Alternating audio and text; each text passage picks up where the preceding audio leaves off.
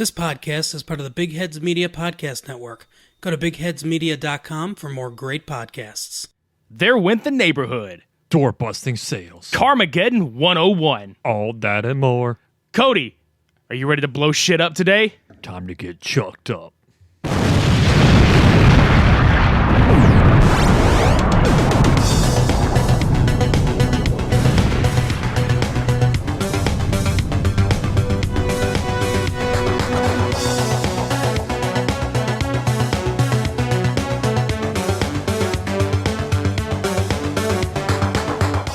Did we blow your minds? I think everybody's asshole was just now blown out. Thank you, Taco Bell. That happens a lot when Taco Bell is a thing. Explosion U.S.A. Oh, god damn it. Welcome to episode 82 of the Super Media Bros podcast. I'm Midnight Agent Raw. And people call me Okami. That's it. People call him Okami. Only one person does. That's me. Okay, two people. Okay, that's also me. Me. Me. Me and me. Me! We are closing out July with a bang, with a boom, with a shockwave of Michael Bay-ness, but not really Michael Bay. If you can't tell by the title of this episode, Blown in the USA. It's full of action. And invasions. And more action. And more invasions in the USA. Possibly explosions. Oh, wait, no, there are explosions. There are actual explosions abound. More than the first one. So Like you heard. Yeah. So this week we decided, let's put together the Chuck Norris canon film Invasion U.S.A. up against Action U.S.A. that co-stars Cameron Mitchell and a bunch of who the fuck are yous. I mean, very minor, but yeah. I mean, did I pretty much nail it right there? Yeah. Okay, cool. So, I guess we'll jump into it with Action USA because goddamn, look, if you ever wanted to know what would happen if you crossed the Dukes of Hazzard with the fucking Smokey and the Bandit franchise and then threw a little bit of like Lethal Weapon and explosives. You get a potato of a film called Action USA. Yeah, very, very potato quality. We had to track this fucker down on a website called rarefilm.com because I looked for a VHS. I swear to God, dude, like I've got a VHS player. You know I do. I was actually trying to find a fucking VHS copy of this because I was determined to fucking watch this somehow. If there's a VHS copy of all these movies that we, view, that would be a nice little display on the wall somewhere. Oh my God, I would build a shelf and just line those fuckers up. In fact, not only would I line them up, I would put the movies that went against each other right next to each other. Yeah, it'd be like a trophy room. Yeah, the Cult Cinema Showdown Wall of Shame. Something of that sort. That should be included in the podcast room. Sure. Fuck yeah. But yeah, let's get into Action USA, dude. So, the plot of the movie involves two FBI agents trying to protect this chick that apparently her boyfriend stole some shit. She don't know what he stole. But we find out, what did he steal? He stole diamonds. Which is her best friend. Some diamonds. Not in this film. No, fuck no. It's like her worst goddamn enemy. Because everybody did you steal diamonds? I don't know, but everybody's chasing everybody. Yeah. I want to talk about, before we get into the cringeworthy opening sequence, let's go to the first cringeworthy opening sequence where this dude and chick, we don't say their names just yet, but the dude and the chick are driving in this like convertible, and I don't know, was it a Corvette? Might have been, but it was some souped up like hot rod looking vehicle. He's not kidding about the souped up part. This motherfucker had NOS. This is 1989, guys. Yep. He had NOS in this motherfucker. So this predates anything that Vin Diesel's ass did in Fast and the Furious. Of course, this wasn't Fast or Furious at all, so. This was like, too hilarious. I don't fucking know what the fuck. I'm just saying it. We're in Texas. If you can't tell by the license plates that you see whenever you watch this goddamn movie. It's like slow and stumbly. Because, I mean, there's just a lot of goofy moments that just, I don't understand why, what happened, but for plot movie, yes. That's just pretty much, you want to do this part? Yes. How about plot movie? Yes. Okay. Would you like to blow up? Yes. Plot movie USA, yes. But I didn't even say what I wanted to blow up. Nope, yes. Oh, so we're going to do it? Nope. Oh, God damn it. Yes. Yes, sweet. Awesome. So let's get into it once more. The movie opens on this car sequence, okay? But it also happens to take place in the home of these two, or I guess assuming the guy, because he's driving her home. They go inside, and to Cody and I's disgust and disappointment, proceed to have the most overly cheesy, porn music drenched like fuck scene, and it's not even a good one, and it's just so bad. It is so unnecessary, and it didn't really need to be there. It suffered yet again from dialogue being recorded over the original scene, so you literally get like a recording room sound quality on top of cheesy ass porn, Ass porn. soft porn. It's so terrible though, and we're just sitting there cringing this whole fucking time. And, oh my God, you see the door. They zoom in on the door because obviously some shit's about to go down. If they're slowly zooming past the make out and the tit feeling and the nasty shit Which to the is door. good on them. Cody, what happens to the door? Fucking Big Bird comes busting in like a badass. Kicks the door down. It literally does that sequence where it doesn't even like fly to the side open. It goes straight down. Yeah, the door is perfectly on its hinges beforehand, but the door just falls. Like, if you were to stand up a fucking piece of plywood and just let it fall however it may, that's how it happened. There was no force. Gravity happened. It almost looked like it was more like cardboard. It was just like this paper mache doors.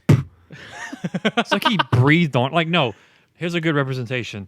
The guy that busted through the door flexed his arm muscle and literally knocked it over. That's pretty much what happened because this door was like paper. Just poof. God damn it. So that happens. Carmen is the chick's name. She gets punched in the fucking face. Real hard. She was out for a couple minutes. And they kidnap Billy Ray, which, if you don't know you're in Texas by now with the name Billy Ray, welcome to Texas, motherfucker. It's a good introduction. Yeah. So they take him and they throw him in the trunk of this car and they drive off. Well, Carmen awakens just in time to give chase in their own vehicle, which was one of many fucking car chases in this movie. Mm-hmm. So much, in fact, that just this movie may as well have been like nothing but a car chase. But I digress. Chase USA. Exactly. So they're driving down like all these stretches of road and stuff, and then they get to a helicopter, and they take Billy Ray into this helicopter and fly him across the city, and they hang him upside down out of the helicopter. And she's watching this as she's driving and following this thing, but he's sitting out there like a, oh, you're gonna drop me, Where are they at? oh no, I don't know what you're talking about. Okay, Bobby. That's Bobby pretty. Boucher. Yeah, but I mean, I'm not exaggerating. The guy's just like, oh, and then, okay, cool. So that happens, and then they get over this body of water, which I assume that they flew like near a dam. Which, god damn it, they drop him in, and that one dude in there, just the most goddamn Texan accent ever. God damn it, you let him drop. Hick, 1989. Mm-hmm. It's like Jim Ross, the movie. God damn it. By God! You dropped the damn man. Someone stop the damn helicopter! I thought you said bellicopter. As God is my witness, he's broken in half! The bellicopter! Ring the bellicopter! Dang. God damn it. But yeah, drops Billy Ray into the water. Pretty much shattered his achy breaky heart at this point. And Carmen gets him on the side of the road. They tend to fly again into another stupendous car chase. Stupendous. I love the word stupendous. But this car chase is... Okay, they show the inside of the cabin, and Billy Ray's explaining to her. He's like, "Oh, I've done some shit," but he won't fucking tell her what. So they're chasing him this whole time through like parking garages in this little fucking small downtown area, and dude, we really didn't need the parking garage. none of it. It was just kind of like, let's just show off our camera trickery. Let's just show off like how fast this dude can If drive. any of you gamers know about Driver, back in I think it's the PlayStation 1, if I'm not mistaken, or PlayStation 2, one of the two genres. Yeah. This game tutorial sequence reminded me of this scene. Because it was literally just driving through a parking garage, trying to do all these tricks just to break through the tutorial menu or the tutorial stage. That was pretty much all this car did. It was just going in circles all the way through the parking garage and then coming back down. Yeah, it kind of just existed. Anyway, the climax of this chase, and I use the word climax very lightly. They come across this train track, like where the crossing guards are down. It's a bit blocked. Yeah. And then they have like a vehicle where, if any of you out there have ever seen a vehicle that is transporting a shit ton of other cars or trucks or whatever on the back of it, like an 18-wheeler, they're all laid down to where it looks like a ramp. It looks like a long-ass tow truck with some long-ass like tire ramps on it. Carmen San Antonio, which I'm going to fucking call her that, is not wearing her fucking safety belt, and neither is Billy Ray Virus. So they hit this fucking thing, and he looks at her, and he's like, "We're going to jump it." And she's just like, "Are you fucking crazy?" And they jump it over a school bus, over the trains, into the cars that are on the other side, nose first, and it flips it around backwards. And then the other vehicle with the other guys from the helicopter that were chasing them drive through a fucking RV, like clean through it. It's like a knife through butter. Like, it's super clean. Like, it doesn't even phase the camper or the RV at all. And then guess what? Not 10 seconds later, explosion.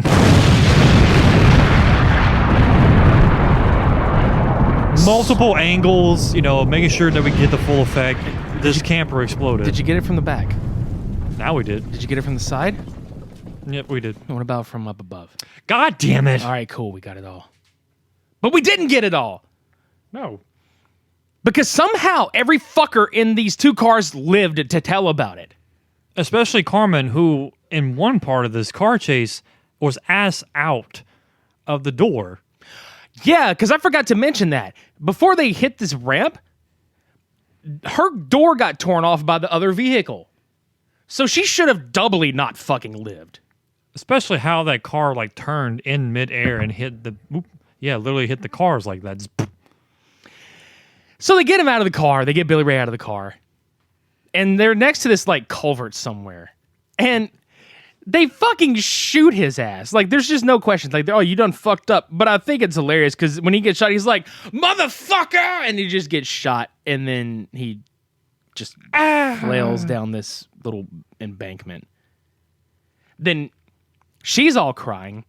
And then out of nowhere, we get this dude that looks like a third-rate Kyle Reese from the Terminator that comes to save her sorry ass. And she's trying to beat the shit out of him until he's like, "I'm FBI." And she's like, "I don't fucking believe you." But, it's Clay Osborne. the guy's straddling her for one. That's not helping the situation. No, it's not. So, yeah, like, he shows up, they get her, and then his partner, Panama, which, again, it gives that whole buddy cop trope that we have seen in Lethal Weapon, fucking Samurai Cop. Panama. Yeah. That's what I thought whenever I saw this. And I was like, oh, my God, yes. Somebody made a fucking Van Halen reference, and it's amazing. Mm-hmm. Somebody likes the band in that movie. Right. But anyway, they take her into protective custody, and they kind of question her about Frankie Navarro, who is Cameron Mitchell, which the movie has Cameron Mitchell listed as like top billing, but I think he's only in like 2 or 3 shots in this whole damn thing. Yeah, he's in the beginning of the film, far after the fact. Towards the middle of the film, like very minute, and then at the very like ass tail end of the film.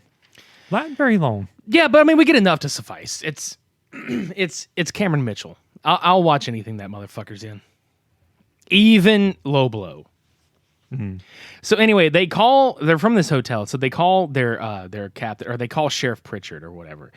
And he's sitting there like, well, where the hell are you? Blah, blah, blah. And so they tell him, well, we find out this bastard's a snitch. And he tells Frankie where they're at. And Frankie is the head boss of the people that were chasing them for the diamonds. So Osborne and Panama, like, to me, are just like a fucked up Riggs and Murtaugh from Lethal Weapon. Like, I've said it a million times, but like, they are legit like third-rate Riggs and Murtaugh. I mean, they almost look like they're wearing the same clothes from the set. Like, they just borrowed it from them. I was like, hey, can we borrow? Like, can we loan that? Yeah, okay. Cool, thanks. Let me slip them on. Do I look okay? Yeah, you look just like him. Okay. And I like how Carmen decides, she's like, oh, I'm gonna freshen up, I'm gonna take a shower and all this other shit. So like she goes in the fucking bathroom and Clay is like basically checking on her and all this other shit. She comes out into town, he's like, whoop, whoop, whoop, So she goes up to the fucking window, dude. This is my favorite part of this film. Fucking goddamn it. He's like, no, get away from the window. What? Why? Splatter. Freaking all you see is homeboy coming through the window. And she's like screaming like that. It's fucking great. He literally like spider monkeys into the fucking hotel room. It's like, But what's hilarious is like he fucking like. Do you guys remember? And I'm talking to you guys listening out there. Do you and you too, man? Do you remember like Wile E. Coyote falling from the very top of a fucking cliff and just splatting like fucking legs and arms wide out, face first? he had the same posture. He fucking lands on her like Wile E. Coyote. It's the most stupid shit I've ever seen in my fucking life. Oh my god. So like, why? That must have been improv. Like, okay, I need you to bust through this glass. Okay, they did it 10 times. Look, we need to do it a little bit differently than you've been doing the last 9 times. So, yeah. And then he's just like, okay, I'm going to just fucking do it. Wee! So they kill him and escape in a car. Yeah. Like, nonchalantly just kill him and get out of there. Bang. And then Frankie's finally, like, introduced, like, as a person. Hey, Frankie. Yeah. It's Frankie. So he's giving orders to his men, and he's like, hey, we need Drago. Drago is, like... I'm trying to think of who he... Okay, I think you put it perfectly. Drago looks like a fucking cowboy Mel Novak. Yeah. I mean, minus most of the face melting part, but he pretty much was just like a badass Mel Novak. He's like if Mel Novak were cosplaying as Jeff Jarrett, cosplaying as The Undertaker. No, if Mel Novak cosplayed as Walker, Texas Ranger. Oh, that's an insult to Walker. But it's true. It's damn true. He had the fucking hat. He had the trench coat. He had the boots. He had the tight jeans. He had everything. He looked like Walker, Texas Ranger. He didn't have the beard. No, of course not, but that's not the point. Yeah. He tried. He did try. He fucking failed miserably, but he tried his ass off, okay? But anyway, Osborne is sending for help from fellow agents because they're supposed to meet halfway at this little checkpoint to drop Carmen off to the feds. That way they can take her in for questioning and all this other shit. Mm-hmm. Well, they go to a restaurant instead, where we find out, and I don't know if this was supposed to be comedic or whatever. I mean, I guess it was kind of funny, but at the same time, they're looking at Carmen and she's sitting there. She's like, are you going to finish that? Like, she's like this itty thing and she is just pounding like all the food back. And it's just like, oh my God, yes, this is fucking great. Mm-hmm. She's like, you want to eat those fries? I'm like, what? And she just fucking takes it away. Just fucking slurps she's like, does a fucking line of ketchup on the table. She's like, watch this trick. She gets a fucking like butter knife and she's doing like French fry shots. Like she put the fucking French fry on her fist. She shoots it back. And then does a line of ketchup off of her fucking finger, and then like squeezes a lime in her eye or something. Like that's how she finishes her shots off. I don't fucking know. like a boss. Yeah. So she walks off, and they're going to pay. Well, Drago and them have followed them to this restaurant. So what happens? Bullshit. They kidnap her. Yeah. Oh, they kidnapped Carmen? Cody, what is it time for? Car chase! Oh my God, another fucking car chase. We've lost count at this point, guys. Like we were going to count and then we said fuck counting. At least 3 at this point. 4. Yeah, it has to be. So they get to this like area where it's so cringy. Like she starts like using quote unquote sex appeal and like hitting on them to try to like trick them into leaving her alone or like her escape. I don't know what the fuck. Which surprisingly they don't fall for it. They're like, "Don't try us. Don't try me." Yeah, don't try me, bitch. Don't try me, bitch. But homeboys Panama and Osborne come to save the day and finally get her back. Yeah, I mean another shootout, Yeah. and that happens a lot too. Lots of shootouts, lots of car chases, more shootouts, more car chases. No more NOS. You know, I really thought they would set that NOS up for like something to happen. Like maybe it blows up. They literally fly over all the cars in that one car chase, not just go into them. Just pew. Yeah. But like was it Shooting Star?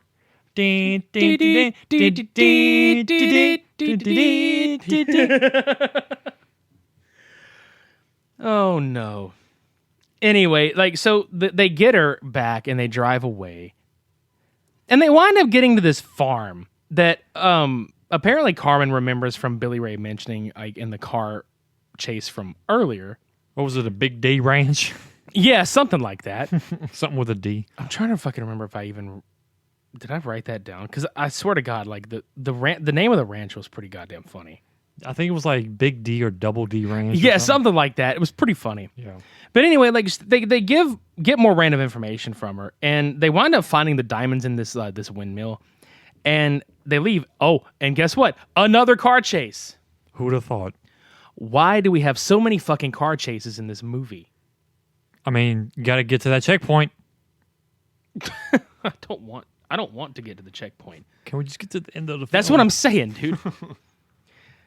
I love this car chase scene for a multitude of reasons, though. I'll tell you what.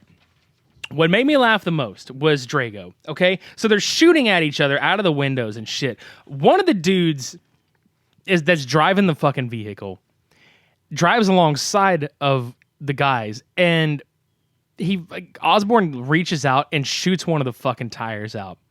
So Drago, without missing a beat, "Boy, pull this car over. You better change that rubber." He shot the rubber. He shot the rubber.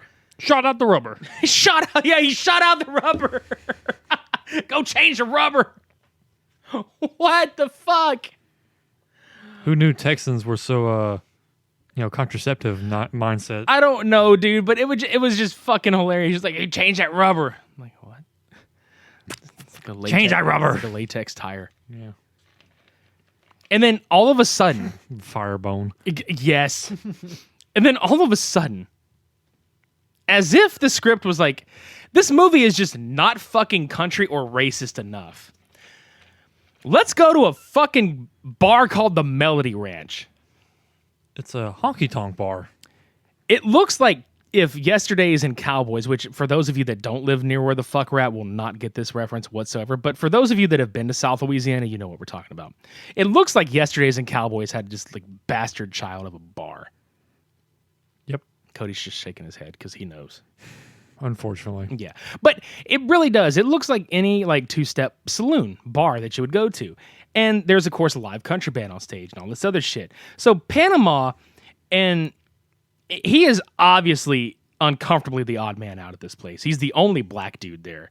And they make it so fucking obvious because he gets mean mugged so fucking much. It's like the most racist shit ever. And they were just like, here, let's put it on display for everybody to see. I mean, there was one gross scene where like he ordered a shot. Oh, God. The guy puts it in his mouth, tips backwards to swallow it just enough to where he can regurgitate it back into the shot glass. Like, there you go, tastes like piss. Ugh, I bet it tastes like piss now with your fucking nasty ass shit. Ugh. Because he ordered some kind of like fruity like shot. I can't remember what the name of it was. But it wasn't the typical like manly beer taste. Or yeah, whatever. I mean, it shouldn't matter, but apparently it fucking does at this goddamn place at the Melody Ranch.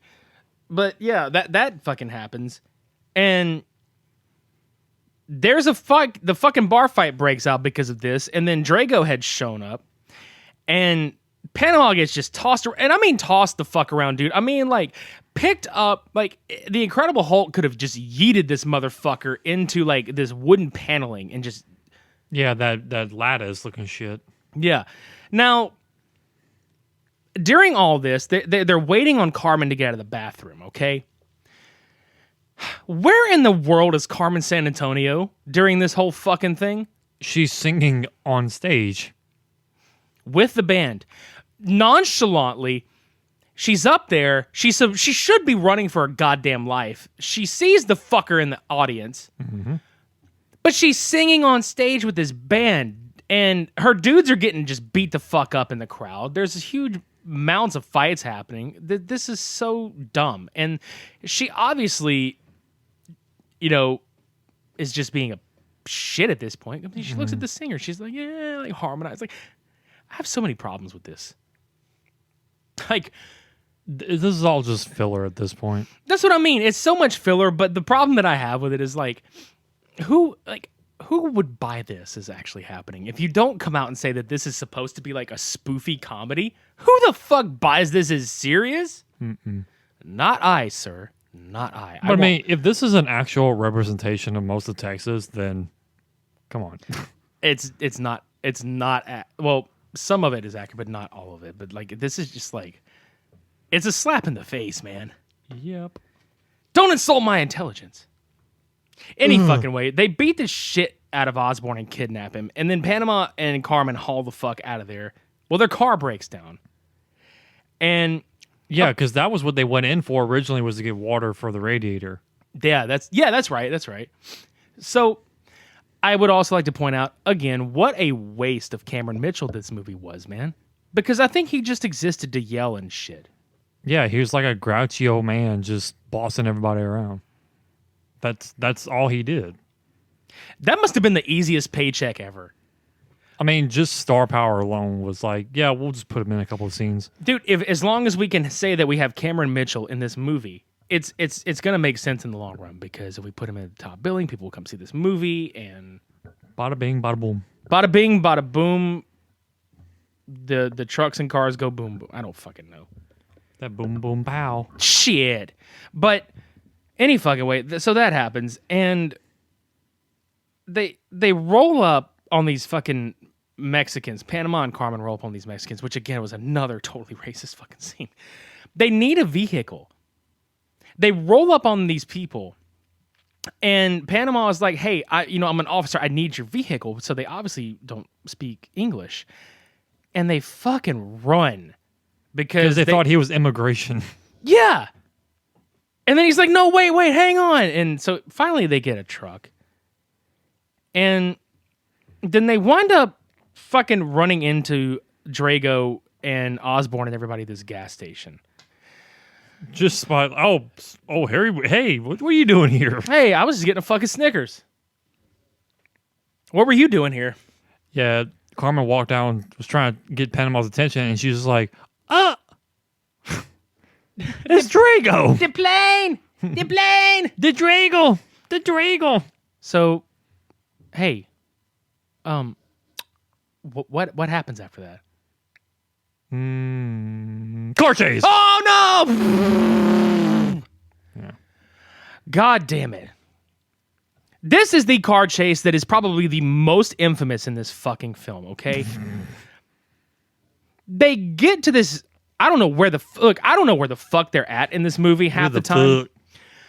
But they run across and hit this vehicle, or they drive this vehicle off the road. The car rolls through a yard, drives through the corner of a fucking house, like an actual house. Yeah, like no bullshit. And there's these three people standing outside, and you just hear like the fucking one guy. I gotta pull the mic back for this. You just hear the fucking one guy. God damn it! He ran it right through the living room. Sorry about your house. Because we don't get enough explosions in this film. How gotta put filler explosions? How did the fucking house blow up? Especially after he went through the house. Like, he was already in the other side of the yard. And drives away. And the fucking house explodes. Like, the gas main must have been right there where he hit. I don't know, dude. I just... But we have to have the multi-angle shot of the explosion. Because we have, like, from a couple of sides, it's like, yep, the house explodes. We get it. Thank you for 10 seconds. And then another car gets flipped into a fucking culvert from the chase. Mm-hmm. It blows up, and the dude runs out of it on fire. You know how they do. Just screaming. Yeah. So they catch up with him, and then Drago's ass flies out of the car because he's leaning out of it trying to shoot them, and he falls out. And like some kind of like candy glass magic,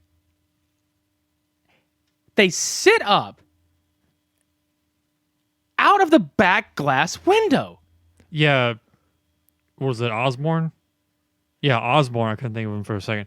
He had literally pushed one of the ruffians, I guess, through the back windshield, just like it's like sugar glass, basically. And you just see their heads pop out like a child through labor, just poof. And they're fighting, like he's handcuffed or tied up or whatever, and they're fucking fighting, dude. Like he just suddenly broke his, bindings. Like, yeah. This is happening. So he throws that dude from the fucking car, and he jumps in the back of the truck that Panama and them were driving. And then the other car, look, they're on the ground. I cannot stress this enough. There's an 18-wheeler full of oil. It's a tanker truck just parked across the road. So, okay, before we go any further, we're going to do like we did with Birdemic, okay? Okay. We're going to have a multiple choice here. What do you think is going to happen in this scenario? A, they immediately pump their brakes and realize, what the fuck are we doing? And make up. B, they take a detour and they go to Mexico and just, party hardy, whatnot, and evade everybody. Or C, explosion.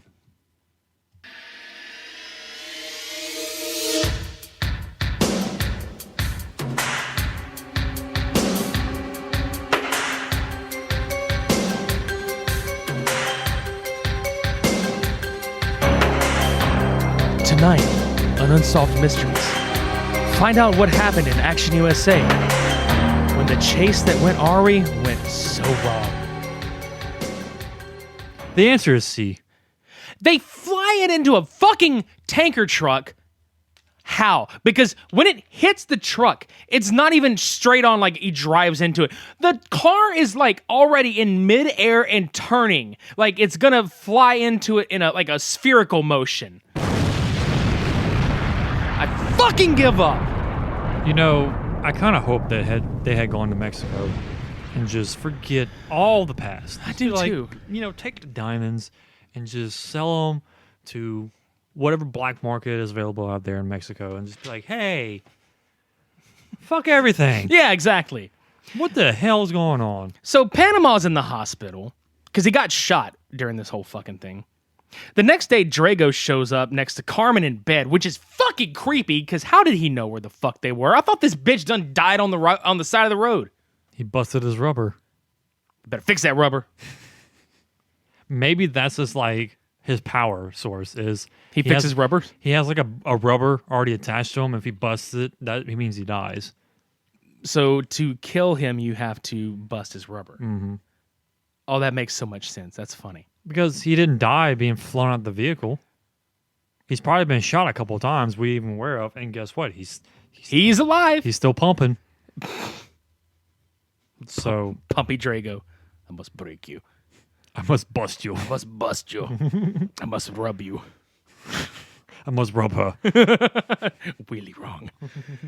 But yeah, so Carmen, when she's in bed, when this happens, everybody, her hair is like fucked up. Like, what bedhead is. Like, you wake up and your hair is like a fucking rat's nest.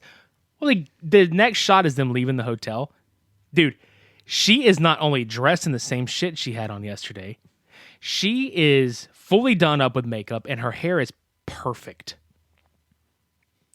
Not even the best days you can do that. Not even on the best days.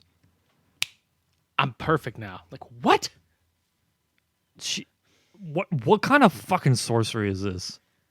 Like, how can you literally wake up and like 10 seconds later, you're just suddenly like fixed? You're done. In this movie, apparently. You go from sweats to sweet in like There you go. Some sweet pants. Sweet pants. Anyway, there's another fucking pursuit on foot. Osborn chases them up. There's a shootout in the road. Fuck, it's not a car chase? Oh my god. No, it's a foot chase. Like, I'm Oh. surprised. No, that hurts my head. Yeah, he chases him up to the top of this fucking building, and Osborn gets caught. Now, here's what I think is fucking funny. Osborn punches this dude out of the fucking window, and it is the longest goddamn slow motion fall I have ever seen in my life. It's okay. This scene kind of questioned my logic for a second. Again, we have the multiple angles of this scene. The guy being dropped out of the window. Below, there's a couple at a car. They immediately see the guy falling down. Right after he falls out, the next scene is him falling out of the same window again and falling in different angles. And yeah, he falls and hits.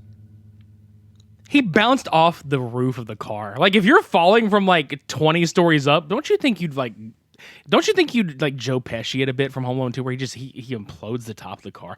He fucking bounces off the top of this bastard. And it's so goddamn comedic. Mm-hmm. Just you hear donk, and he just falls over. He's like, What? So stupid. It's like, nope. But anyway, like, you cut back upstairs, and Drago and Osborn get into a fist fight. And here's the other confusing part, guys.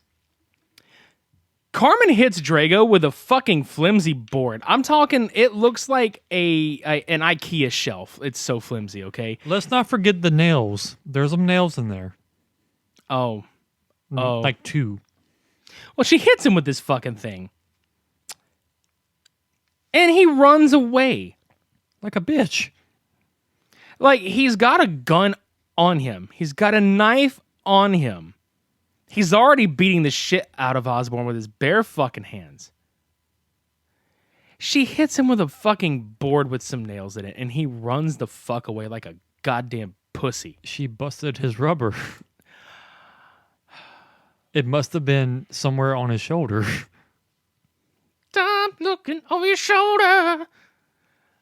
God damn it. It is just fucking, I don't know, man. I lost it at that scene. Just why? Well, why is this a thing? I want somebody out there to tell me. Like, please, somebody. Who infused this plank of wood with nails with magical powers to divert this mercenary? I don't know. With one swing. But there is, from that sequence, an immediate cut to Carmen and Osborn driving off again. They get to the agent meet point, but Osborn gets really suspicious, and he figures out that the agents are actually like kind of covert and want the diamonds for themselves. And lo and behold, who's with them? Rubberman, Drago. He replaced his rubber. Trojan, Texas Ranger. Yep. Walker, Trojan Ranger. Yeah, exactly. Or Drago, Trojan Ranger. Whatever you want to call him. Yeah. But anyway, yeah. So while that's happening, it makes sense now because he has that freaking Magnum. that's it. Pow. Exactly. That's a long one too. Pow, right in a kisser. Mm-hmm. While this is happening, Carmen just randomly finds this empty glass bottle and makes like this Molotov cocktail with that and gasoline. All the while, Panama is in his own, or in a vehicle at the bottom Of this bridge. Yeah, had been kidnapped and put in a car with a bunch of bombs. So Carmen fucking drive-by bombs the cars with this Molotov cocktail while Drago had taken this motorcycle and was going to run Osborn over. Well, he gets shot off his fucking bike. And it flies off the goddamn bridge. It kind of looks like being driven off a 210. Yeah. Yeah, it did. So he dies. Everybody on the bridge dies. The car... He just fell into the river. That was that noise. Yeah, that's what happened. So he fucking dies. And then as for Panama... No! Yeah. Yeah, blows the fuck up. Like, real hard. He dies a fiery fucking death. This poor son of a bitch just goes up in no, he doesn't blow up in flames. He doesn't die. He gives us the old slipperoo and has crawled out of the fucking thing into a tree while Osborn is sitting there crying that his friend and partner is dead. Mm-hmm. So they all live, and they decide, hey, you know, we pocketed some of these diamonds, so we're just gonna go off to Mexico By accident. It reminds me of the ending to every Andy Sedaris film that happens, where there's some kind of caper involving some treasure, where they just so happen to misplace this stuff and they keep it for themselves. Like Hawkeye. A little bit like that. Yeah, dude, I love that fucking ending where they just pocket the shit out of that money and just fucking walk off. That would be us, dude. I swear to God.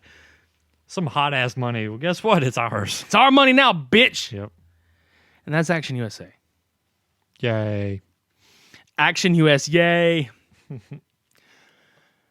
What a movie. What a not movie. What a potato. It was a potato. What a hot potato. It was something to behold. But don't hold it for very long or you'll burn your fingers. Whoop, hot potato. Yeah. Before we move on to Invasion USA, let's take care of some fucking business, sir. With the Huns.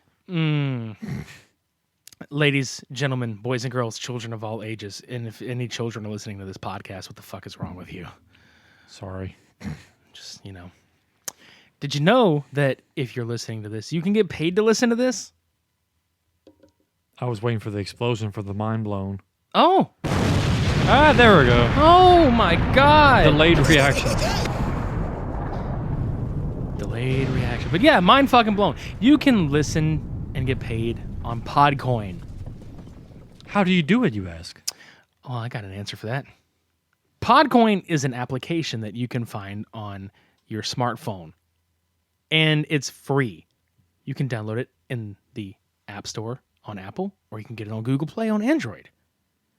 And then you type in our code, SUPERPOD, and you get 3 0 0 rings. No, I mean coins. Yeah, you get pod rings. Pod rings. Pod rings. I need my rings. Now this is pod ringing. Yes. Yeah, you get it. You get it just for signing up with our offer code. Yeah. And you can use it to cash it in for prizes like AMC movie gift cards, Starbucks gift cards, Amazon gift cards. Or you can donate that shit. Oh my God, donate that shit to charity. Yeah. All the charitables. It's free. Everything about it is free. And you get to listen to great podcasts while you're doing it. That's right. And you can get a little reward for yourself, or you can, you know, be a philanthropist and you can get you a Starbucks gift card and drink some coffee at the same time, you know. Yeah. Hell yeah. That's the best thing ever. Yes, it is. Why didn't we think of this? I don't know. But I'm glad somebody did. Hell yeah. And if you like our podcast, we've got a couple of podcasts for you to check out. One being Lab Traffic. For all the latest NASCAR content, including driver interviews, race recaps, fantasy NASCAR, listener call-ins, and giveaways, tune in weekly to the Lap Traffic Podcast on iTunes or your favorite hosting site. On the web, thelaptrafficpodcast.com, and on Twitter, @LapTrafficPC. Don't get caught chasing the lucky dog. Tune in each and every week to the Lap Traffic Podcast. Fucking do it. Race into it. It's another car chase. Oh my God. Into the podcast. This is perfect. It's a great segue. Yes, it is. Good job, us. What if there was Segway NASCAR? Like it was just fucking a bunch of people just Going turning left 150 miles an hour on a Segways. Yeah. It's mall cops. Segway USA. Paul Blart, Mall Cop, NASCAR. NASCOps. What the fuck? It's like Talladega Nights. The Battle of Paul Blart. Yes. Oh man.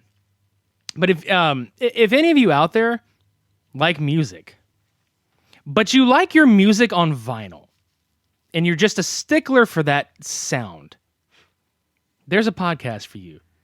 Our buddy Jeremy Levine breaks down vinyl records each week on the Vinyl Countdown. Do you like vinyl records? Do you like music? Then boy oh boy do I have a podcast for you. The Vinyl Countdown. It's a show where every week I, Jeremy Levine, break down my favorite vinyl releases from cover to cover and everything in between. Download and subscribe anywhere you listen to podcasts. He makes this sound like a religious experience. It kind of is, though. And he's like so relaxing to listen to. Just like, fill me with knowledge. It reminds me, I don't know if you've ever seen those Sunday morning like mass like shows that they play on like local channels. Oh, how they'll broadcast a whole fucking sermon or whatever. Yeah, they'll like read prayers. That's what it reminded me of. It's just like listen to like a priest. It's like music is religion, sir. Mm-hmm. So that's a thing. That's definitely a thing. Yeah, I can get behind it. do it. So should you. Scroll down the show notes below and check out. I thought you were talking to me. No, I'm telling them. They need to scroll down to the show notes below, check out Laugh Traffic, and then check out the Vinyl Countdown. At the same time, Fuck yeah. Because music and racing. racing music, White knuckling the steering wheel like a motherfucker. white knuckle on the steering wheel and the needle. White fuckle. White needle. That sounds like a fucking drug thing. Yeah, it does. Anyway, Let's move on to one of the staples of the 1980s. As far as B movies go, as far as cult films are concerned, as far as action, I mean, not just action, but pretty much anything you wanted to find, if you couldn't find it, you haven't seen a Cannon Films movie. And boy, this is a Cannon film yeah. to boot. Chuck Norris in Invasion U.S.A. from 1985. Jesus fucking Christ. Now, I'm going to say this beforehand. Some people may not appreciate my humor from here on out. I'm sorry, but I'm fucking funny as fuck, so just bear with He me. just finger gunned and it was funny as shit. Yeah. So the movie opens on a boat full of Cuban refugees. Keep in mind, this is a movie that came from the company that Menahem Golan and his cousin Globus created. God damn it. Motherfucker. They didn't give any fucks about fucking with any races, okay? No. So they open on a boat full of Cuban refugees that are sailing to the United States. And then they come across this whole boat of would-be the United States Coast Guard. Oh, goddamn. What do we get in turn, though? Well, Fucking mass murder. I swear to God, this is exactly how they labeled them too. By communist Latin American guerrillas. Because fuck yes. Why did they get murdered, Cody? Cocaine. That sweet, sweet Miami connection, stupid cocaine. Somewhere off the coast of Miami. Yeah, and I think you pointed this out. Like, this has to have been a prequel scene to Miami Connection. Because how else do they get their fucking coke? How did they get their fucking coke? They get coke with no ice. No, they got iced. They got Yeah. iced real fucking hard. Yeah, by ice, but not by ice. Yeah. By ices. Yeah. Oh, fuck. But yeah, The boat captain even looks like Mel Novak. yeah, he did. What's going on? He was like a weird mixture of like 3 or 4 people though. Like at one point he was like Christopher Walken back in the old days, like the young version of him. Christopher Salen. And then at one point he just, I don't know, he's just like this weird like melding of people. I don't know, like I kept getting this weird vibe from him. I don't know. It just, oh, God, man. Why? Then at one point he looked like Gary Busey. I'm like, okay, this is weird. Dude, the guy, like, that guy's right-hand man looked like Rent a Sylvester Stallone. Like, if Sylvester Stallone were less stocky, a lot more, like, lanky. And more literate. Yeah. Hey, yeah, what about that coke? What are you talking about? Maybe that was Sylvester Stallone before he became, because all the coke he What if he snorted. face planted into the cocaine and that's what fucking made him, like, slurry He as was shit? a very intellectual person growing up. He was such a good boy. And then he was like, you know what? I'm not making enough money for college. So what do I need to do? Go into the drug business. Fucking just rips a huge line. No, he didn't do this. He did not want to taste any of his product, okay? he was going to be the very like the break from the norm of drug dealers, right? Yeah. And then homeboy Rostov face planted him by accident, kicked his ass, and he literally fell into the fucking coke. Just, hey, Rostov, what you do? What the hell is wrong with me? Why does it sound like this? Ouch. I wanted to go to Oxford. You stupid bastard. I wanted to go to Oxford. Why? God I want to go to Harvard I want to go to Yale. and eat kale. Why did you ruin his future, Rostov? He goes, he turns into Sylvester Stallone cold Steve Austin. Sylvester Stallone. Give me a yell, yeah. Hell yeah. And he has 2 bags of coke just slaps. It just gets on the second rope and just makes it like this fucking just Edward Scissorhands himself all the fucking powder.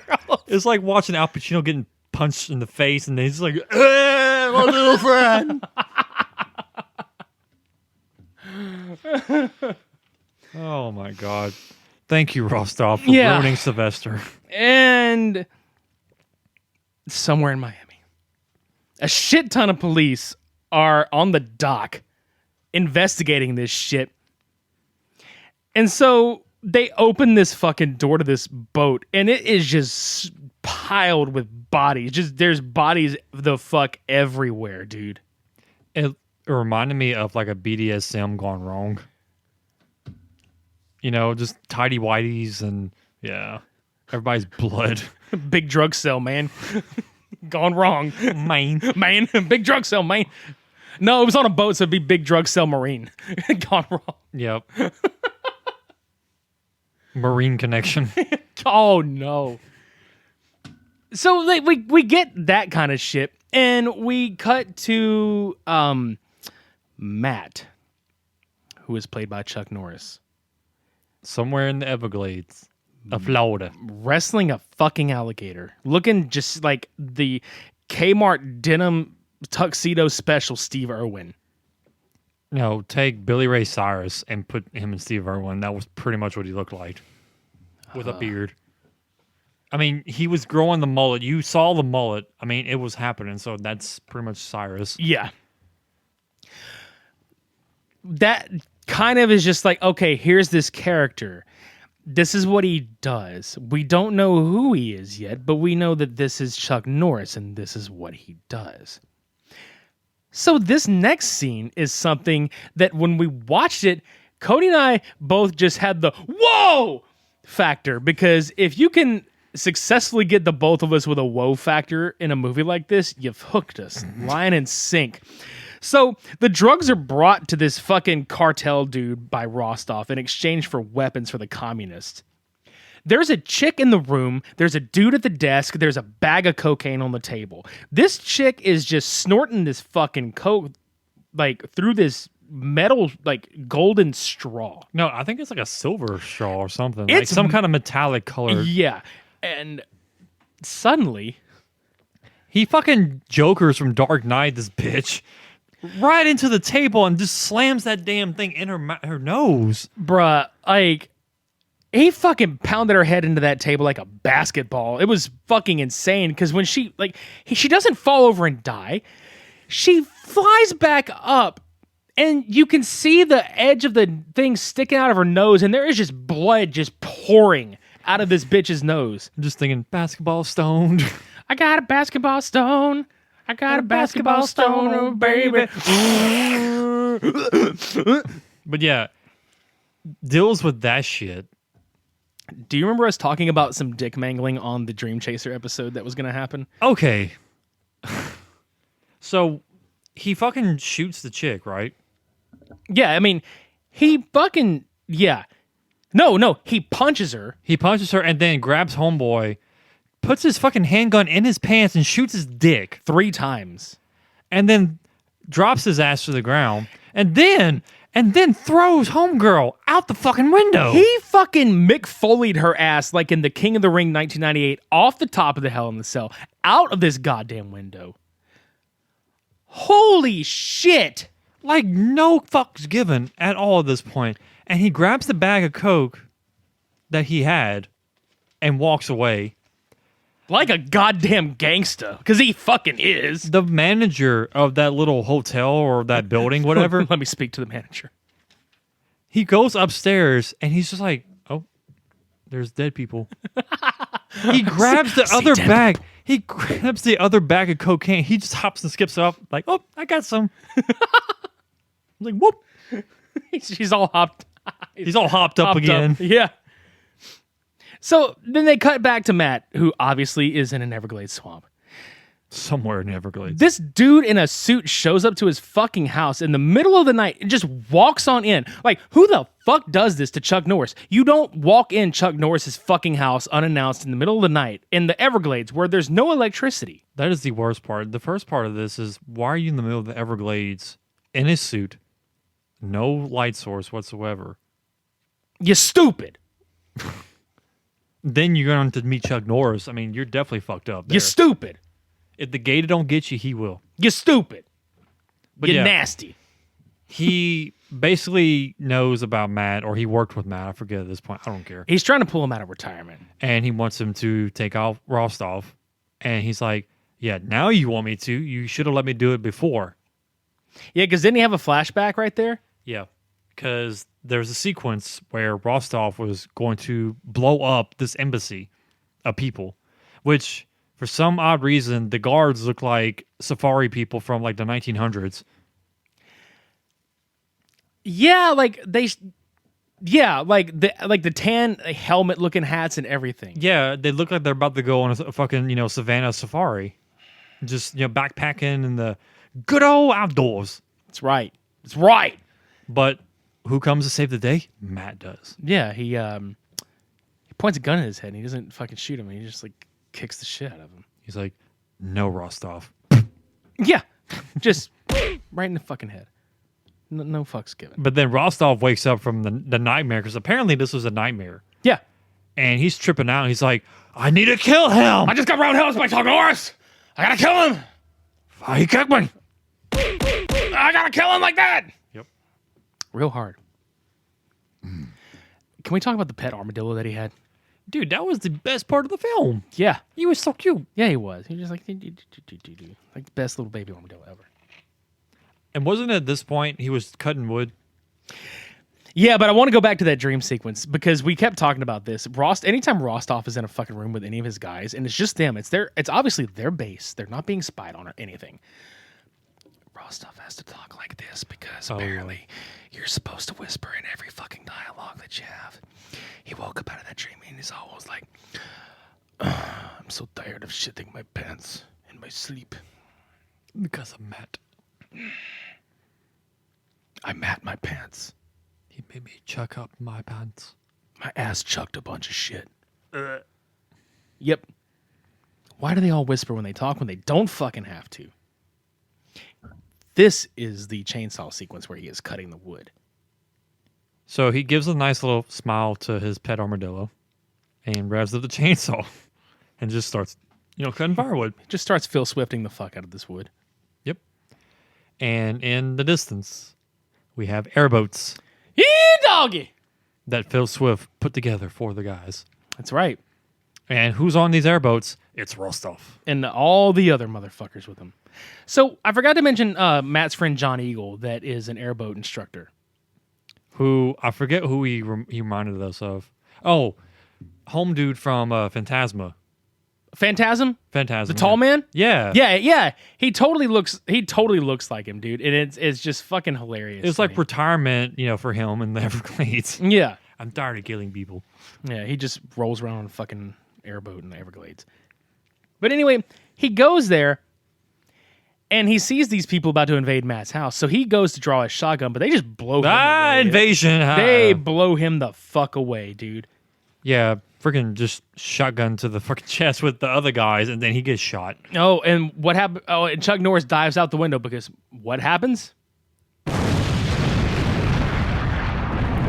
Not the armadillo. Yeah, I gotta say, that was the only thing that I gave a fuck about. I was like, did they kill the fucking armadillo? Because I'll be hella sad. But no, he derped out. Yeah, he's a good little armadillo, and he just kind of skedaddles down the steps, and he's like, well, you know, y'all blew my fucking house up, now I gotta go find something else to live in. Let's keep in mind at this point, this is an ongoing behavior for Chuck Norris. He is so stoic.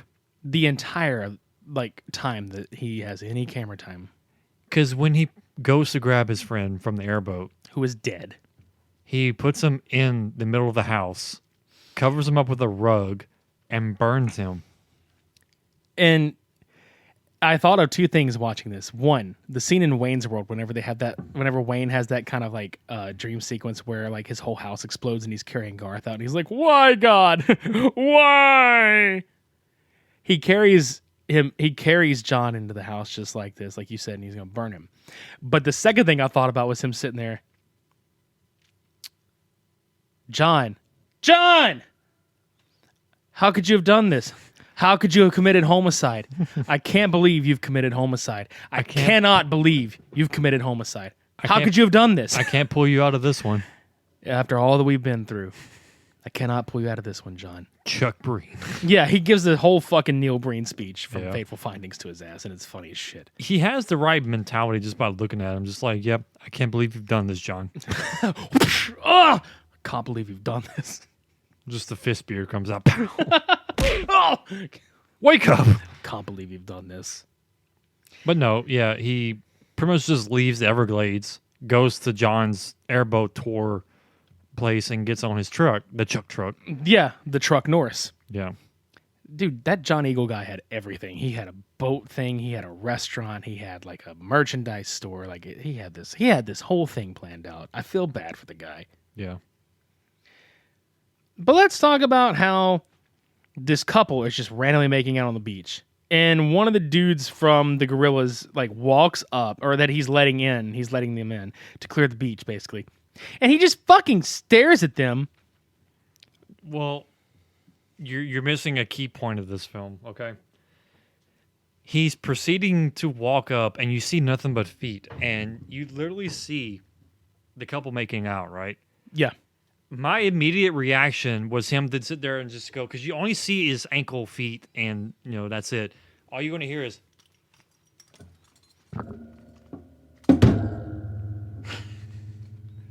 I was expecting him to just flop over his fucking dick and just be like, got room for more.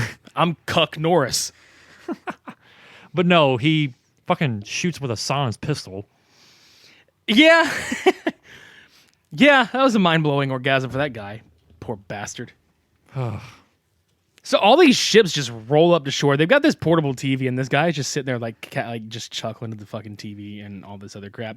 And then as all these motherfuckers start storming the beach, they trample the corpses, dude, and you can hear their bones just fucking breaking when they're running over their ankles and their fucking fingers and shit. Ugh. And there's all these trucks just randomly there already for them. And they begin to move out and invade the town, hence the Invasion U.S.A. title. The second part, Invasion. Yeah. Because here's where the movie really picks up.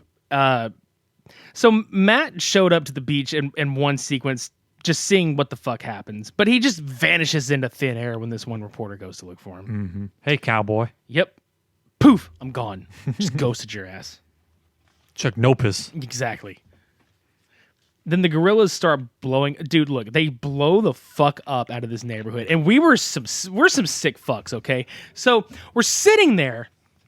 It's basically Christmas at this point. Okay, and I legitimately in the movie, for the sake of the film, I legitimately wanted nothing more than for the little kid that was climbing up the ladder to put the star on top of the tree outside to just be bazookaed the fuck away into this house. We were expecting that. This is how fucked up we were hoping they were going to be with this, but no. They didn't show it outright. The little kid runs inside and rocket launcher right into the fucking house. Threw out 6 houses. Fun fucking fact about this movie. Now, very cool fact. Yeah. that neighborhood was actually going to be fucking demolished anyway to make room for this airstrip landing. So they gave them this neighborhood to just legitimately blow the fuck up. So this was a real neighborhood somewhere in Miami. I don't think it was Miami, but god damn it. Close enough. Yeah. They blew it the fuck up really just loudly, and they blew a shit ton of these houses up. Mm-hmm.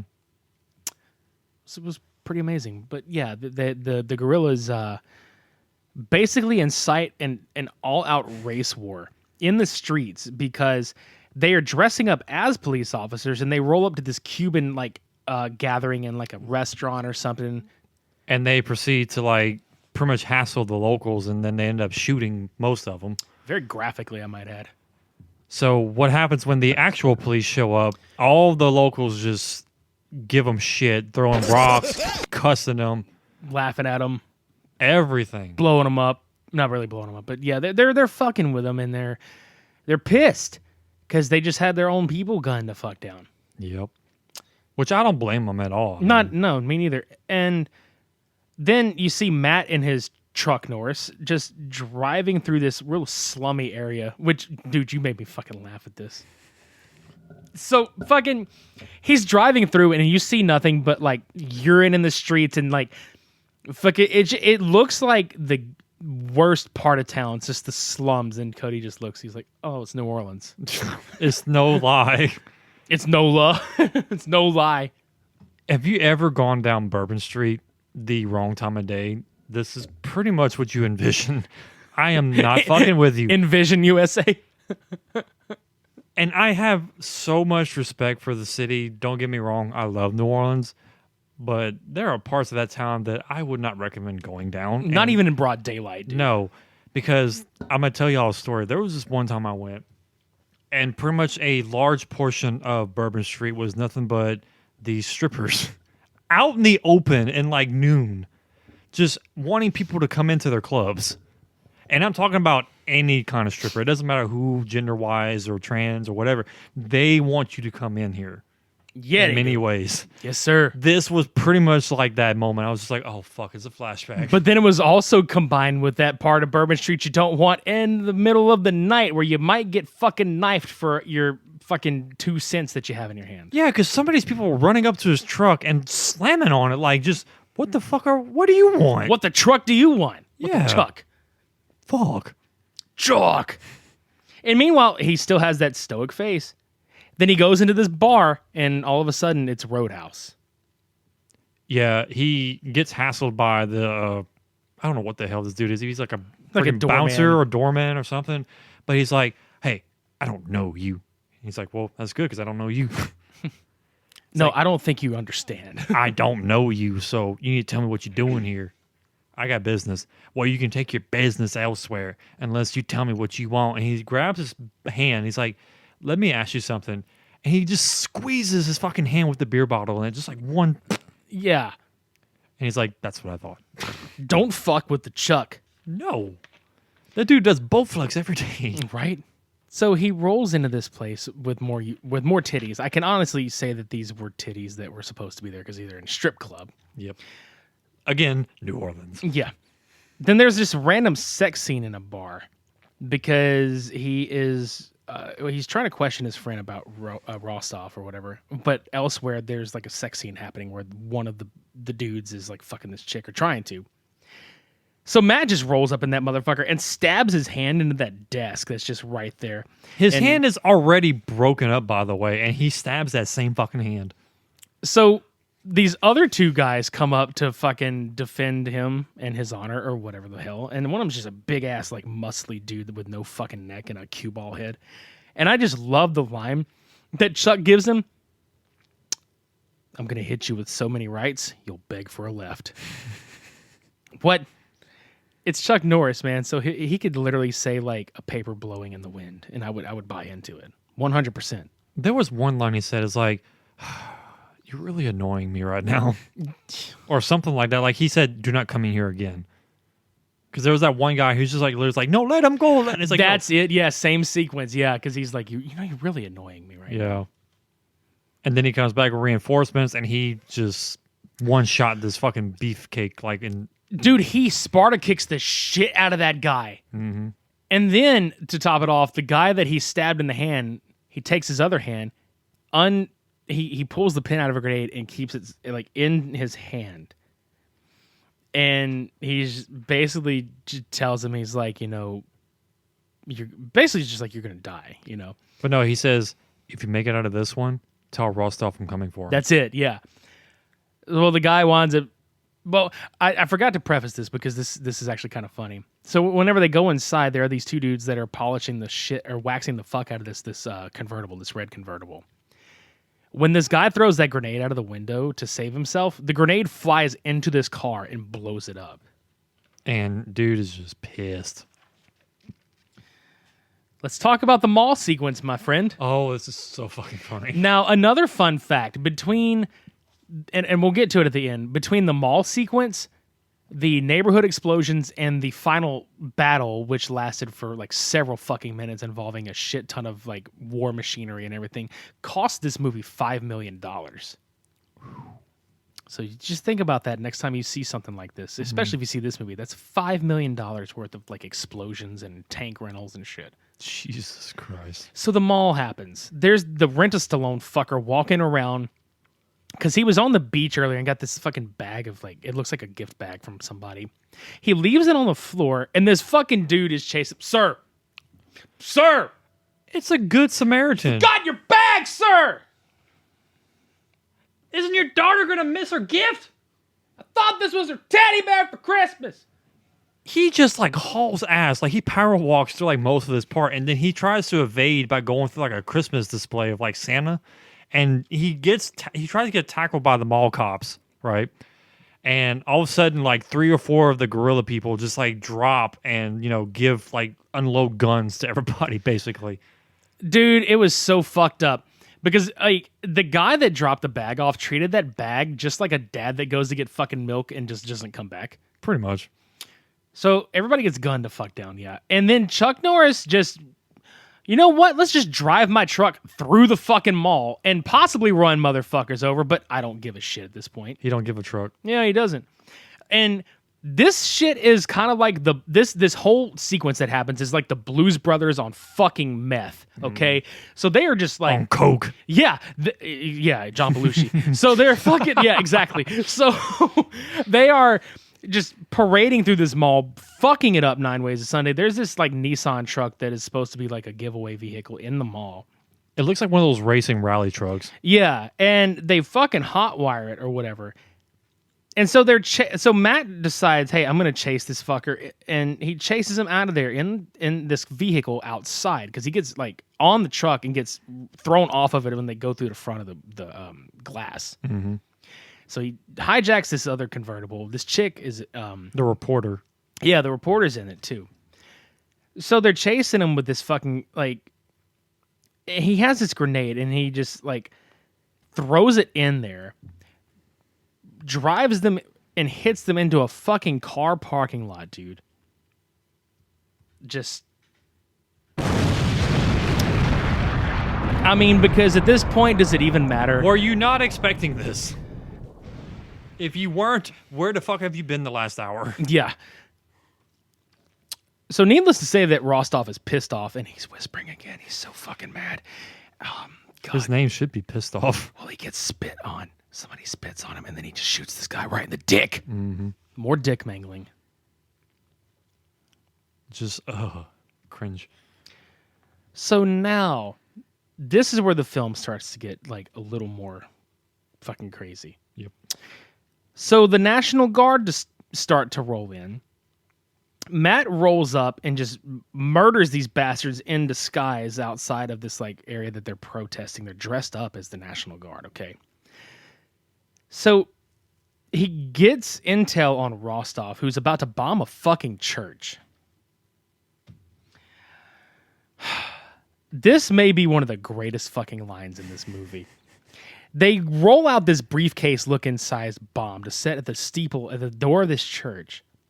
They roll it around the corner, and they're setting it up to like tripwire it. They click the button. It doesn't work.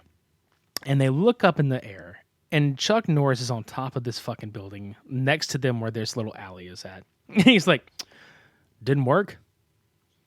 Now it will. Just throws it down and he fucking wires it himself. And they just, god damn, just they blow the fuck up.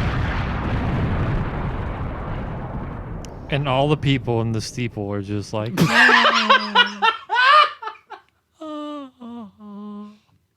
it's Christmas. The people steeple. That's the only thing I thought about when you said that. The people steeple. The people steeple. It's a steeple of people. They're just, doing people steeple things. Oh my god. I mean, seriously, they're literally in a church and there's a bomb explosion within It's an range. abomination. It's an abomination, literally. They don't react to like, oh shit, there's a bomb. It was a Fuck! It was a congregation abomination. It's like the nation of domination. Exactly. I missed that shit. Fuck yeah, Ron Simmons. Anyway, so he rolls in on more of these gorillas and he mows them all down and he goes and he fucking kills Rostov's right-hand guy. The dude that was just, oh, that dude was fucking disgusting. I'm glad he died. So some kids are sent away on the bus because martial law has been implemented at this point. And we were expecting the worst in this one. So one of the guys in the vehicle decides to literally get within range of reaching to the side of the bus, and he puts a time bomb on the side of the bus. Like, just fucking magnets it. But you know what, dude? It's a good time to say this. Because the sequence that takes place after this would not have happened if he would have just used flex glue. True. And Chuck, he's in traffic, basically just like, what the fuck? I need to go to my fucking job. He takes off and, tries to get to the bus as soon as he can. And this thing, like, times really fast. Yep. He grabs the damn bomb, revs the engine, gets to the car, is like, forgot something? And just puts it Puts on it the on hood. the hood. And they stop and the car just explodes.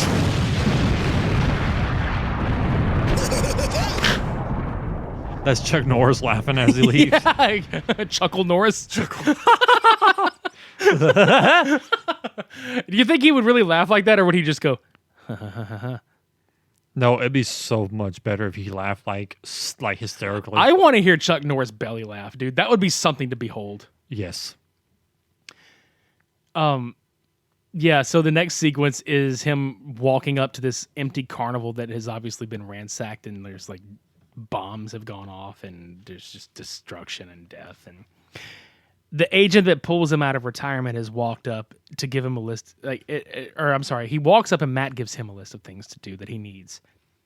And then he goes to this hotel. And he starts watching this fucking like alien invasion movie while he's fucking smiling at all the destruction. And it's so out of place. I mean, I get what happens here, but dude, it was so funny because he's just sitting there Chuckle Norrising, laughing his ass off, having a good time. Yeah, the only time he actually puts on a smile is when he sees death and destruction. Yeah. Fancy that. So the FBI busts in and they arrest him for vigilantism. And you're just like, well, what the fuck? But it makes sense. It makes sense. So he gets on TV as they're bringing him into custody. And he's basically like goading Rostov into coming out after him. Because he's like, oh, I know where he's at. He's in this fucking jail. We can just storm this fucking jail and kill his ass. That's what he was thinking. What he was actually doing was throwing the damn TV on the ground. He's like, I want to fucking kill him. Let's go get him. He Tommy Wiseau'd the shit out of it. He's like, but why? Why? You tramp. He looks at Chuck Norris. You tramp. I did not hit him. I did not. I did not. He hit me. I hit her. Like, no, you didn't. But so, yeah, I was going to say, we find out that this was just a plan all along. Because he talked to Homeboy before everything happened. He's like, this plan will never work. It's too much. It's like, just do it. But dude, the way we find out is goddamn hilarious to me because they bust into this command center. They don't really find anybody except these two guards. And the camera angle in which they blew this motherfucker, this poor motherfucker is just sitting there drinking his goddamn coffee, eating his goddamn donut. And then the next thing you know, he just gets bazookaed the fuck away in his desk to the camera, gone. This fucker is just blown to Yosemite Sam smithereens, and it's Door so busting. Yes, Yeah. It is the greatest fucking thing ever. I mean, the angle is literally right behind him, and you just see the fucking like gate just some flying at him. I was like, oh shit! Reminded me of the fucking the competitive eaters from Hamburger the movie that blow up the fucking restaurant. That's what it looked like. Yeah. It's like holy shit. Like Home Dude from Action U.S.A. Just, Yes. it's like Big Bird times 10. I want to find that sound clip now. Yeah. So, holy shit, a massive war breaks out between Rostov and the National Guard. There is literally everything. There is chaos. There are tanks. There are fucking helicopters. There are like assault rifles. There are turret guns. There's everything you could think of. And there is such back and forth between the action that's happening here and Chuck Norris going into this building to hunt Rostov and his other couple of goons down. But what happens? This is how it went. Rostov and a small group went on chopper onto the roof, down into the main floor, like the second floor down from the roof. And they're like, hold on, wait a second. Something's wrong here. All the guys on the floor flood in and they're like shooting everything as they walk in. It's like, yeah, let's just kill this stack of paper. Oh my God. So, You did your homework? Fuck you. He just like blows it up and shit. yeah, paperwork now. So, Chuck Norris, he has a fucking rocket launcher in his hand. And he just casually walks up to this chopper, and the guy in the cockpit's like, oh shit. He just blows his ass. And he blows the fucking chopper up. And immediately, Rostov gets to the door, and he's like, oh shit. And he knows where Matt's at, and they go back down into the cubicles. And then the group on the floor walk out, and there's like at least a good 100, 150 National Guard right there with tanks and everything. And they're all aiming at him. I'm like, now it's going down. It was at that moment that he knew he chucked up. So what do we get? Big old blown out action sequence on the ground floor. Just bullets flying, explosions everywhere, tanks rolling up. This is where the money went, God damn it. Yeah, this is the budget. Yeah. And on the top floor is Rostov and his men literally trying to take down Matt. And they fucking can't. No. He knifes one of those motherfuckers. He shoots another one. The sequence where they run behind that one door and he has this this huge gun that is like doubled as also like a little grenade launcher. Yeah, it's like a one-shot grenade launcher or assault rifle. Well, the way he takes him out is like he's listening really hard, and then they're behind. Like there's a door in the center, and the two guys are on the either side of it on the other side of the room. Matt just blows them away through the fucking wall. One boom, boom, and then open. He opens the door and walks. It's just like you had man-sized holes on both sides, but you still walk through the door. Right. Oh God, I loved it. So after that, there's like a final fight between like outside. The guerrillas have like basically lost all fucking hope, and they just surrender. Yeah, I mean, Now- wouldn't you? Yeah. So we shit you not. This is the literal end of the movie, okay? Because there's no like resolution where like, oh, thank you, Matt, for saving the day. It was my pleasure to blow fuckers away. It wasn't even anything like that. Stoic. Rostov has a grenade launcher. He hears Chuck just go like he cocks his grenade launcher or his fucking missile launcher, something. It's a giant RPG. Yeah.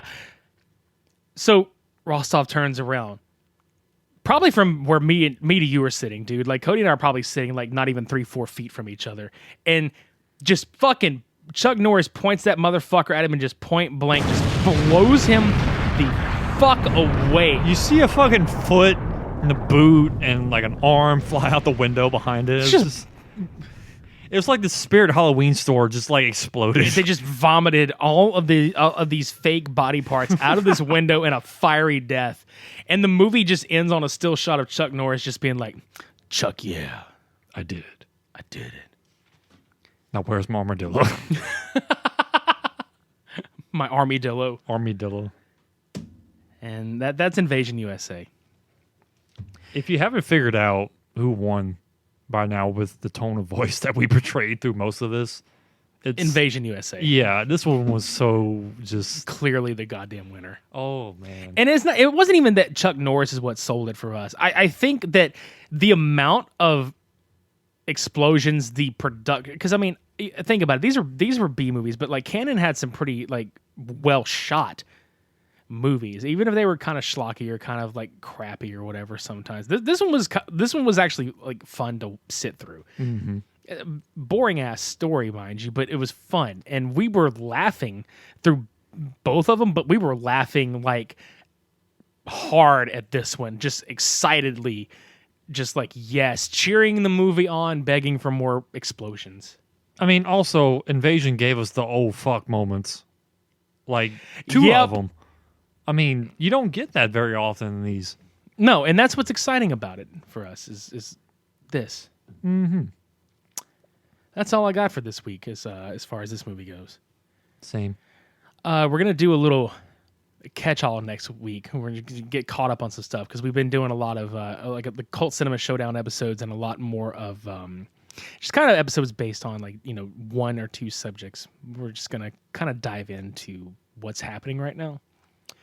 Maybe talk about the new Spider-Man film next week, State of Marvel, where they're gonna go with Phase 4. Where do we go from here? Some new Monster Cat music, because it's actually been a while since we've talked about some of the releases, and they've had some really good ones. Yeah. So we'll get into all that shit next week. And then something I was going to briefly mention, All Elite Wrestling finally announcing their television deal with TNT. Well, they announced their deal with TNT, but they finally announced their debut show on television. So all that and some more shit that we think about. All that and s'mores. Yeah. Because we're fat fucks. Yeah, exactly. Give me some more of that. If you would like to support this podcast monetarily, we're on Patreon.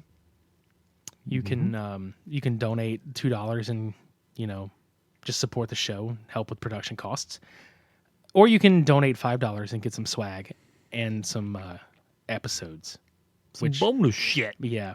Which, don't worry, we've got like one or two in the pipeline that will be released by the end of this month. So don't fear. There's been a lot going on behind the scenes. We got this shit though. I'm just looking at the IMDb for Invasion USA, and one of the plot keywords was Coors beer. Yep. Tap in the Rockies. Real tap in the Rockies. Awesome. Like all the other shit makes sense, but Coors beer, I'm like, I don't really think about better that. than Budweiser. Neither one. Well, I'm just saying. Ew. It's better than Budweiser. Ew.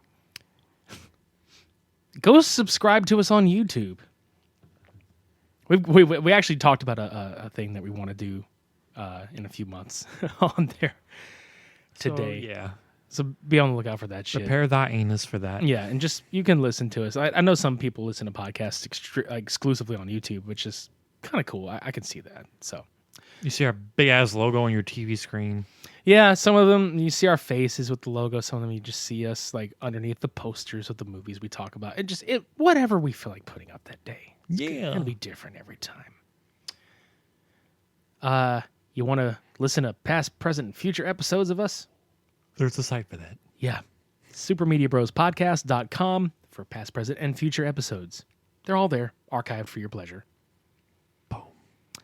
Social fucking media. You got the Instagram, you got the Twitter, you got the Facebook. You still haven't looked at our pictures. No, you don't. They're in the show notes for you below. It's so easy to do it. I mean, I'm asking y'all, all two of you, just say something about our stupid pictures. I mean, it doesn't have to be about the cult cinema stuff. No. It can be about anything. It could be about our stupid fucking humor that nobody seems to find funny. Besides us.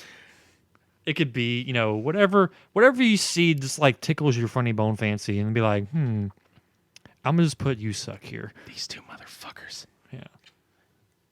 If you would like to like blow us away like Chuck Norris, it would really make our days if you would just go comment on some pictures or just say hi to us. We will talk back. We promise we're interactive. Be like, hey guys, y'all are dicks. Oh, I almost forgot. We're doing a special giveaway on Twitter at SuperMediaBros _ on Twitter. Go follow us. When we get to 1,000 followers, we're gonna select 4 of you motherfuckers for probably the coolest prize that you'll ever receive from our fucking show. Until we get more swag. Yeah, exactly. If you go all the way back to our first bonus episode, Pretty Fly for a Samurai, or you go to episode 20, Samurai Me Vice, or you listen to our interview with Matt Hannon, all of our Samurai Cop episodes. If you're a fan of the films and you're a fan in general, we've got prizes for you. We're going to pick 4 of you motherfuckers out there to win the Samurai Cop 1 and 2 prize package. You're going to get both films on Blu-ray and a t-shirt from each film. Somebody just opened their copy and closed it real hard. Yeah, they like, did. Yeah! They were like, is this real? Yeah! Yeah! Let's watch it! Right now! So, yeah, guys. Once we hit 1,000 followers on Twitter at SuperMediaBros _ again, we'll select 4 of you guys at random, and we will mail you this shit. It's literally just me, like, closing my eyes and just, doing this with my finger. He's over the swiping. screen. He's swiping again. And then I grab a knife and go, pow. Oh, That one gets it. right through the hand. Yeah. We promise we didn't voodoo this shit, so if somebody out there just got stabbed, we apologize. It's like, tell me what your address is. I will give you this grenade. Snap. But yeah, that's the things. And go do them. Go follow us on all the social medias. Come look at our stupid pictures. You can even do it while you listen to the episodes. Yeah. Rate, review, and subscribe on iTunes and wherever you listen to this podcast. Like you can do it on Castbox. You can talk to us on Castbox. You can follow us on Spotify. Give us a rating and review on iTunes. Just put us in your phones or your laptops or your smart devices or wherever you go. Is there a show called PastaCast? PastaCast? I feel like there is. I don't know why. I just thought of that name. Because I it's heard you say podcast. I'm like, it's PastaCast. probably because we're fucking fat and hungry. Yeah. Just saying. Are you ready to get out of here? I'm ready to eat. You ready to eat? Yeah. Okay. That was Cult Cinema Showdown 28, Blown in the USA. Episode 82, Blown in the USA. For this week, I've been Midnight Agent Raw. I've been Okami. Shades on. Beer off.